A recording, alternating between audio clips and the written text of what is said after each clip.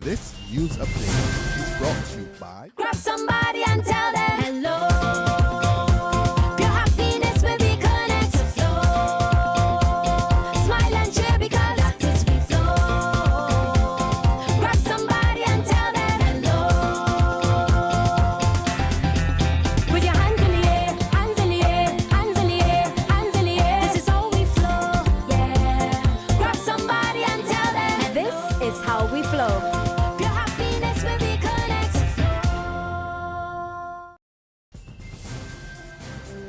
It's Friday, August the 21st, 2015, and this is your Barbados Today afternoon update. Thanks for joining us. I'm Emmanuel Joseph.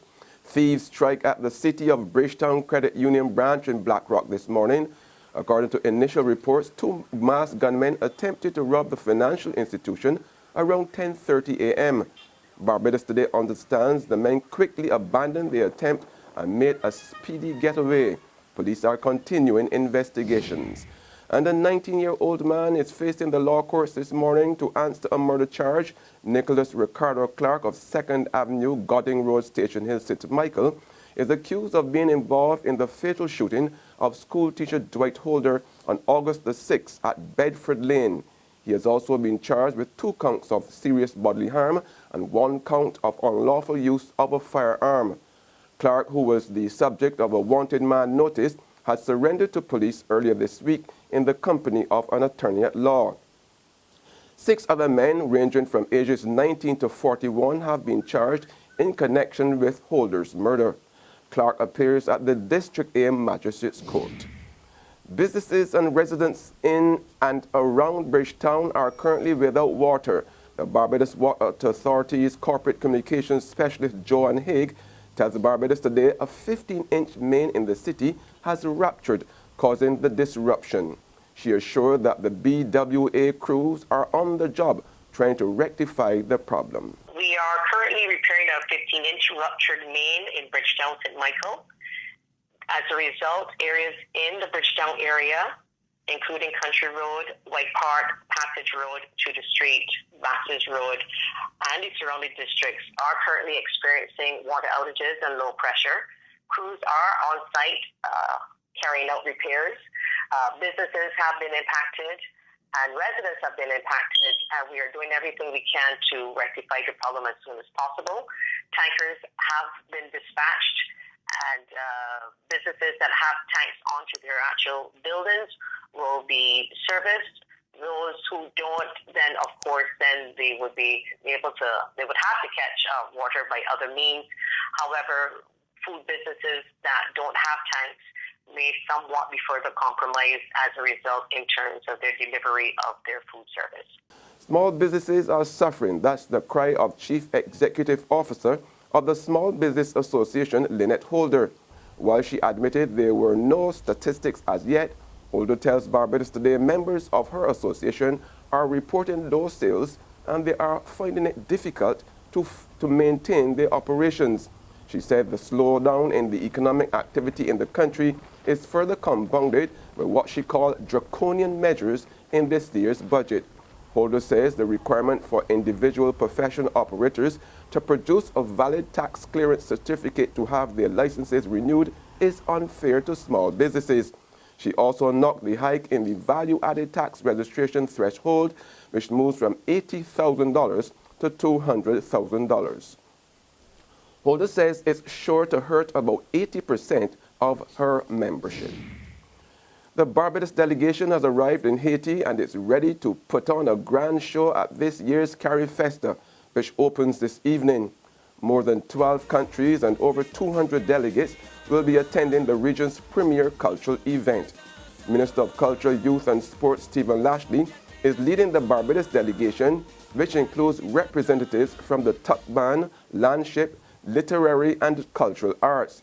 He says the 10-day festival is the perfect opportunity for Barbados to showcase its rich cultural talent.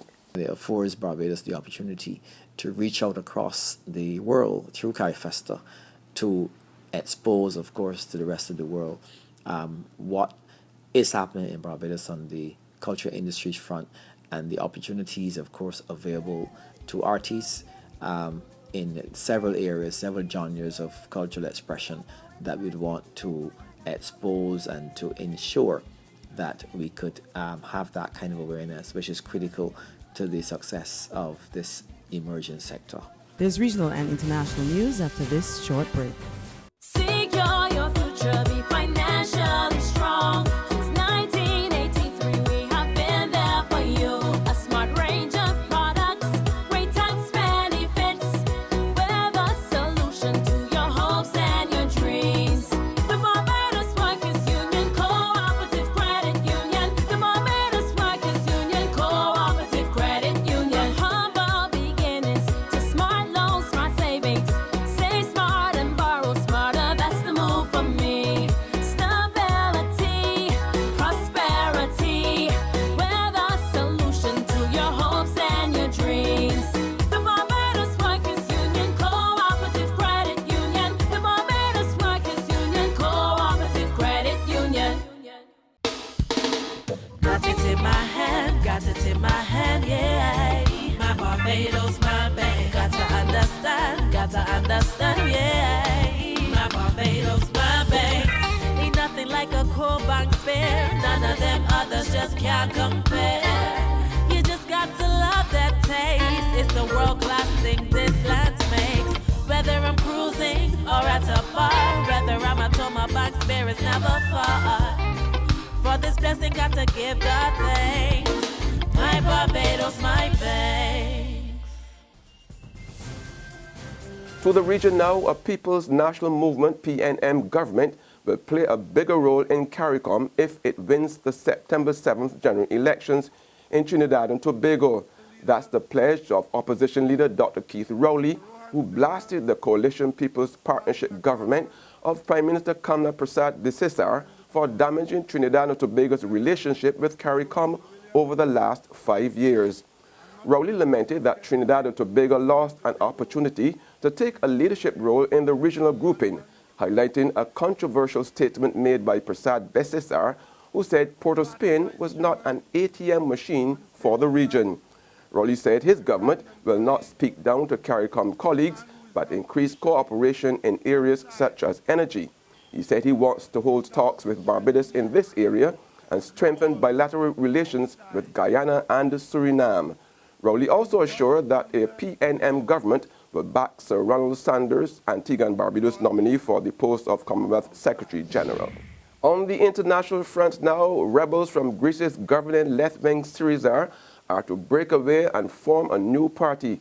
Prime Minister and Syriza leader Alexis Tsipras stood down yesterday, paving the way for new elections.